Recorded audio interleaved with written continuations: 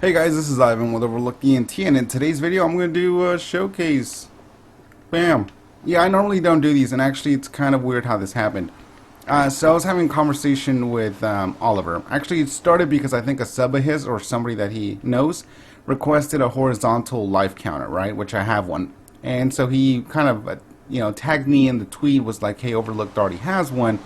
And then I was like, okay, well I found, I have a smaller one. Actually, Biggest Entree made the design smaller, and then I saw his small design and made it even smaller.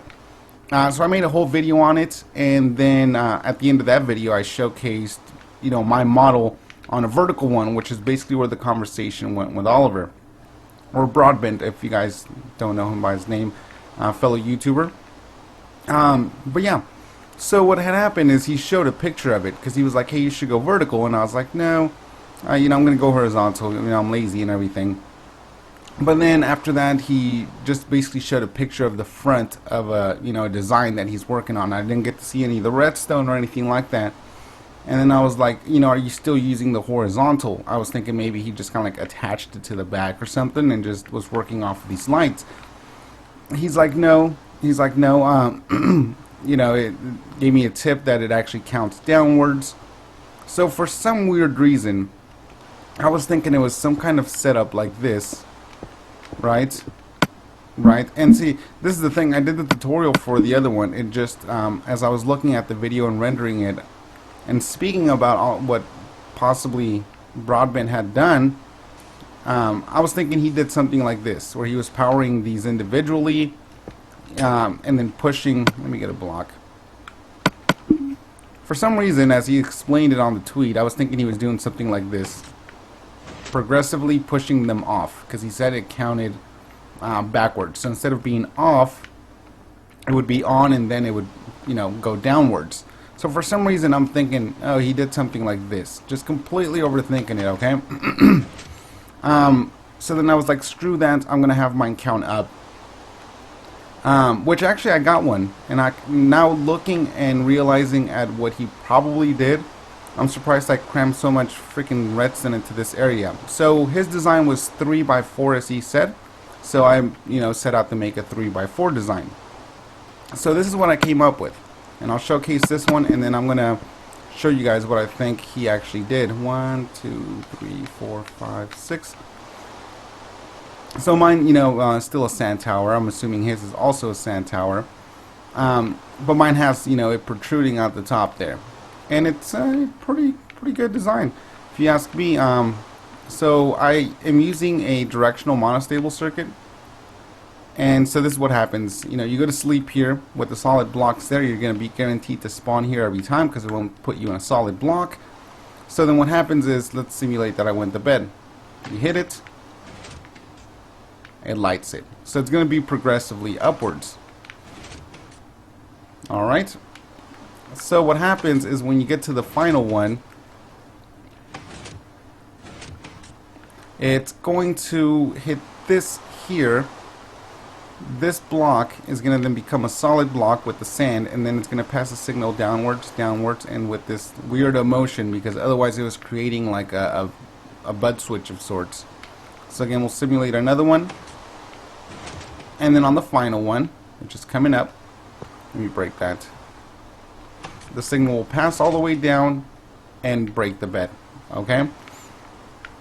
And so yeah.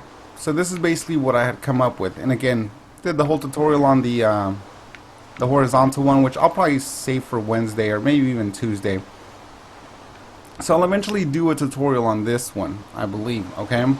But then again, as I was watching the video, I was like, how did he do that? How did he just have the sand come down from top bottom, because with his it's always lit, and then it became unlit, and then unlit and unlit and unlit, and then I figured it out, that sneaky bastard.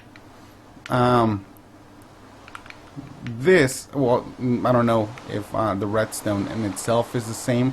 So all he did is he hooked up the bed, and again I'm just assuming now, he hooked up the bed to something along these lines. As you can tell, it's completely lit at all times. So every time that you step on the pressure plate, for example, this happens. One life gone. Another life gone. So for some reason I overcomplicated something that was actually extremely simple. I was working on something else, but in theory it would simply do this. It would just break off, your life would go downwards, and somehow he would, you know, maneuver it to where on the last one it's gonna break the bed. Haven't gone to that point yet. Basically I just assume that this is what he's doing to an extent. If I'm wrong, then more than likely I'm gonna have two designs, that one and something revolving around this. But now looking at this here, I want to come up with something that will actually serve as kind of like a conveyor belt of sorts. So every time it pushes one over, this one will push it upwards, creating basically a tower here. With then, you know, some trickery, I can go ahead and have pistons push them back into place. So instead of breaking it, instead of being something that is not resettable, I would just push everything back into place, and then it would reset. Though at that point, I mean, you still have to place a bed, so I don't know that it would be completely worth it. But yeah, so this is the showcase on vertical death counter or life tracker. Again, it's kind of crazy that I spent so much time on this, and I'm kind of proud of it. It's pretty awesome. But the simplicity of this design is just, it's crazy simple. And fully expandable, not restricted by pistons by any means. Like I said, at this point though, instead of just going with this one and stuffing it into that, I think I should be able to make a conveyor system that will then push it upwards, and then I can push it back.